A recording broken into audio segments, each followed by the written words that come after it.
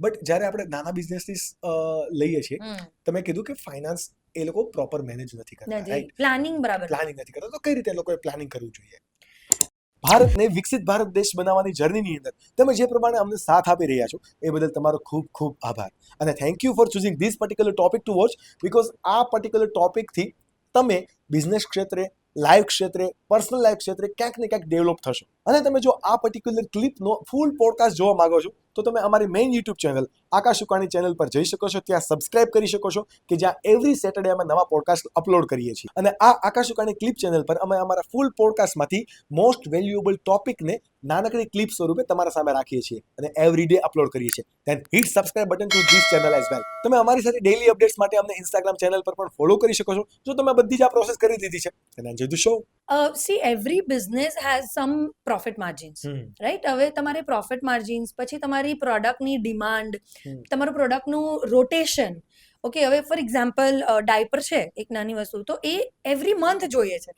પણ અમુક પ્રોડક્ટ છે જે like for example specs, people don't change it every month, right? So તમારા પ્રોડક્ટનું રોટેશન, કન્ઝમ્પશન, આ બધી વસ્તુને સમજીને તમારે માર્કેટ સિનારીઓ સમજીને, સ્ટડી કરીને, એનાલિસિસ કરીને કે બીજી બધી બ્રાન્ડ્સનું કસ્ટમર એક્વિઝિશન કોસ્ટ, CAC જેને કહેવાય છે, એ શું આવે છે, આ વસ્તુને આઈડેન્ટિફાઈ કરીને પહેલેથી એક ફંડિંગ એ રીતનું મગજમાં લઈને ચાલવું જોઈએ. ફોર એક્ઝામ્પલ કોઈ બિઝનેસ છે કે જેમાં CAC કોસ્ટ એની ₹200 છે, એટલે એક નવો કસ્ટમર બનાવવાના પૈસા ₹200 લાગે છે, વિચ સ્ટડી સેઝ, એટલે મેં કશે એક આર્ટિકલમાં વાંચ્યું હતું કે પેટીએમનો એ કોસ્ટ ₹1500 છે એક નવું કસ્ટમર બનાવવા માટે. સો નાઉ વી શુડ ઇમેજિન, અને આને રિવર્સ કેલ્ક્યુલેશન કરવું જોઈએ કે મારે 5 કસ્ટમર બનાવવા છે કે 100 કસ્ટમર આ મહિનામાં બનાવવા છે નવા, તો મારે કેટલા લોકોને પિચ કરવી પડશે, મારે કેટલા લોકોને પિચ કરવા માટે મારે કેટલા લોકો સુધી પહોંચવું પડશે, ને એના માટે આઈડિયલ ફંડ કેટલું જરૂરી છે. આ કોઈ રિવર્સ એન્જિનિયરિંગ કરતો જ નથી. લોકો કરે છે મારી પાસે આટલા પૈસા છે, આમાં શું થઈ શકે છે. એક્ઝેક્ટલી.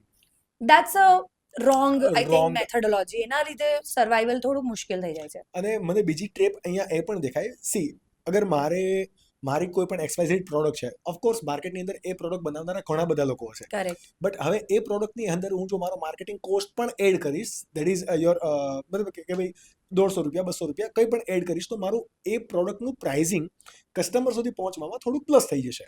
અને અધર કોમ્પિટિટરનો એ મતલબ એક માઇન્ડસેટ છે.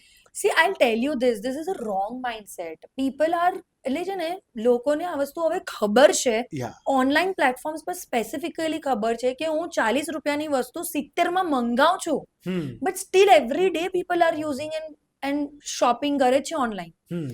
એટલે ડરવાની જરૂર નથી. This is a real practical thing કે જો તમારી કોસ્ટ વધે છે તો તમે કન્ઝ્યુમરના બર્ડન પર જ એ વસ્તુ આવે છે, એન્ડ પીપલ નો ઇટ. એટલે I tell you, for example તમે લેઝ ઓનલાઈન ખરીદો, ઓકે, એટલે તમે ઇન્સ્ટામાર્ટ ખરીદો, બ્લિંકિટ ખરીદો, તમે એમેઝોનથી પણ મંગાવો. એવરીબડી નોઝ કે આ ₹40ની લેઝ મને ₹50માં ઘરે આવે છે, બટ લોકો બાય કરે જ છે. સ્વિગી ઝોમેટો, આઈ નો કે રેસ્ટોરન્ટના એ ડિશના કોસ્ટ અલગ છે, અને મને હું જ્યારે સ્વિગી ઝોમેટો કરું છું ડિશના રેટ અને મને સર્વિસ ચાર્જ અલગ પડે, બટ જ્યારે તમને ઘર બેઠા સર્વિસ જોઈએ જ છે તો people are ready to pay. અને if your product also speaks well, if your brand positioning speaks well, આ બધી વસ્તુ જો છે રાઈટ, તો people will spend. Don't worry. એટલે તમે પોતાની બ્રાન્ડ પોઝિશનિંગ એવી બનાવો અને તમારા કોમ્પિટિટર્સથી અલગ બ્રાન્ડ પોઝિશનિંગ બનાવો, પીપલ વિલ સ્પેન્ડ.